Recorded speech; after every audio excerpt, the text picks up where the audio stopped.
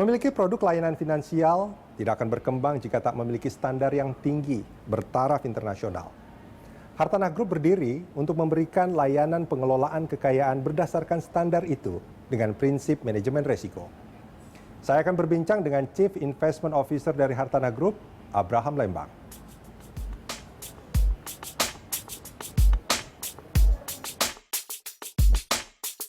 Sebagian kalangan boleh jadi asing dengan Hartanah Group.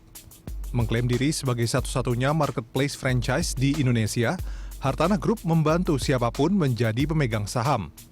Hartanah juga membantu mengelola kekayaan Anda agar tumbuh berlipat-lipat dengan prinsip manajemen risiko dan keuntungan bagi investor.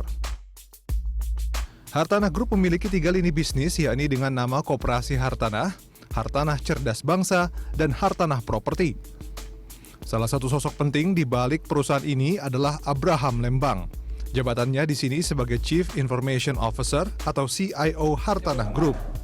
Abraham dikenal sebagai maestro options dan juga founder dari Institute of Options. Jam terbangnya di dunia option dan investment analysis sudah 30 tahun. Saat ini Abraham aktif sebagai hedge fund manager di perusahaan forex and options hedging. Abraham juga berpengalaman dalam dunia properti. Abraham dan Hartanah Group menawarkan Anda menjadi pebisnis dan juga entrepreneur yang sukses.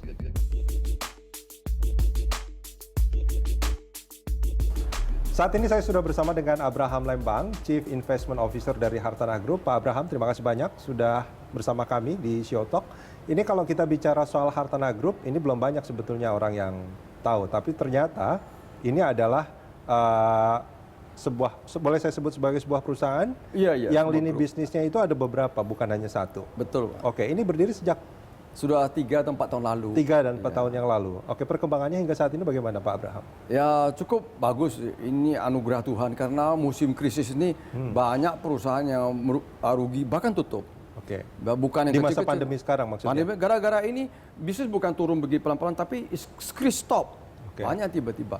Bahkan perusahaan besar-besar bukan cuma di Indonesia.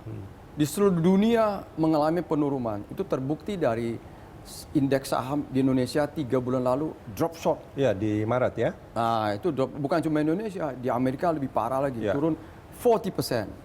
40%. And itu bukan cuma Indonesia, sedunia begitu. Oke. Ini kalau kita bicara soal Hartanah Group, awalnya ini memang lebih ke lini bisnisnya ke investment.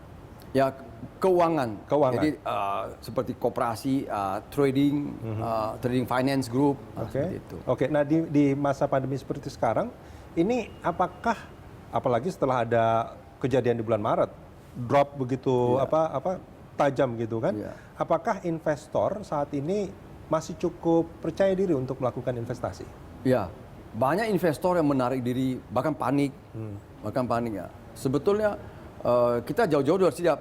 Jadi Hartanah Group seperti kita ini, saya karena nggak bisa dagang, nggak bisa apa, saya ahlinya adalah bagaimana puterin duit. Nomor satu yang saya pikirkan, how to save the money, bagaimana lindung nilai, yaitu hedging. Jadi jauh-jauh hari sebelumnya saya sudah antisipasi kalau ada apa-apa yang terjadi, kita tidak tahu kapan. Jadi kalau saham lagi naik, semua bisnis lagi bagus, maybe they don't need me, mereka nggak perlu saya. Tapi kalau saham lagi crash, nah mungkin itu keahlian saya. Nah, itu dicari ya. Karena sebetulnya saya penakut. Nah, jadi orang jor-joran tuh nggak ambil. Ada apa-apa saya jaga-jaga dulu. Jangan-jangan saya salah. Saya hitung-hitung berkali-kali kalau perlu sampai kalkulatornya keluar asap. Oke. Nah, itu dia pertanyaannya. Di masa pandemi seperti sekarang, apakah sebetulnya masih banyak terutama yang di financial portfolio ya, itu apakah investor masih cukup yakin untuk menaruh uangnya di investasi di sektor itu, kalau menurut pertimbangan Anda? Sekarang banyak bisnis yang rontok, misalnya hotel, misalnya restoran. Ya, karena pariwisata itu memang kemarin agak sulit ya. Pariwisata langsung stop, bukan mundur langsung stop, semua tiket cancel, banyak bisnis.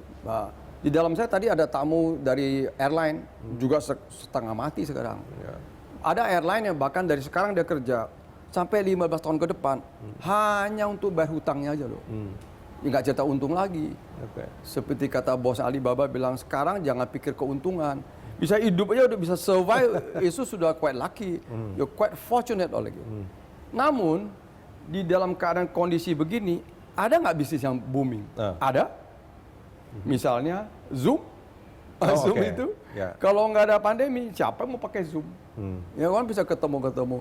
Sekarang hampir tiap hari pakai Zoom, suka nggak suka Zoom kiri, Zoom kanan, Zoom semua acara Zoom. Bahkan cari duit hanya di Zoom.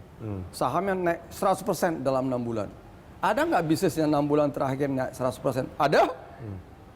Mungkin naik bukan 100% lah, hampir 180%. Zoom, nah ada. Apalagi bisnis yang laku. Banyak, misalnya Peralatan medis, kan? Peralatan medis, hand yang jual sanitizer dan peralatan segala medis macam. terpaksa orang beli. Jadi ada. Supermarket. Kawan saya buka supermarket yang terkenal di Indonesia ini, omset naik 7 kali lipat. Nggak ada siapa yang mau beli supermarket biasa aja. Sekarang Anda mau ke supermarket yang high end, itu sebelum masuk nunggu dulu. Bari depan nunggu karena physical distancing. Nunggu, kamu lihat orang nunggu, udah seneng yang punya restorannya. Oke, artinya gini, ada beberapa bisnis yang sebetulnya ini menjadi blessing in disguise di masa pandemi. Iya. Tapi di sisi lain butuh kreativitas sebetulnya. Seperti Zoom itu kan sebetulnya salah satu yang blessing in disguise. Tapi harus sedikit kreatif mungkin di masa pandemi seperti itu untuk melakukan Kalau investasi. creativity itu bukan cuma pandemi. Dari dulu no creativity artinya punah. Seperti dinosaurus. Ya. Kalau makannya udah besar, itu udah binatang udah punah. Jadi semua bisnis walaupun dari dulu sampai apalagi sekarang, creativity lebih penting lagi. Oke. Karena konvensional udah pasti outdated. Dulu kita bisa naik taksi. Sekarang cari taksi juga udah susah. Semua sudah online semua. Ya, dulu taksi mereknya banyak kan. Bahkan perusahaan taksi beli online ya. Nah, sekarang kalau nggak ikut Angkutan zaman online. sudah. Iya, dulu kan ada Kodak, orang Kodak. Iya. Mana Kodaknya kamera aja dulu kita namanya, mana Kodaknya? Padahal merek Kodak itu merek. Ya. Sekarang mana Kodak? Nggak ada. Nggak ada lagi kan? Tahukah kita dulu orang sikat gigi mana odolnya? Itu merek loh, odol itu. Sekarang beli coba pasang gigi odol udah nggak ada. Jadi harus mengikuti zaman, kalau nggak pasti punah. So, Oke. seperti kata Pak Rudi tadi, creativity itu adalah itu energi dari perusahaan. Kalau nggak ada itu, siap-siap punah. Dan itu juga ketika kita mau investasi, kreativitas dalam memilih instrumen investasi itu juga harus betul-betul kreatif juga ya, nggak bisa sembarangan saja. Sebetulnya itu bidang saya.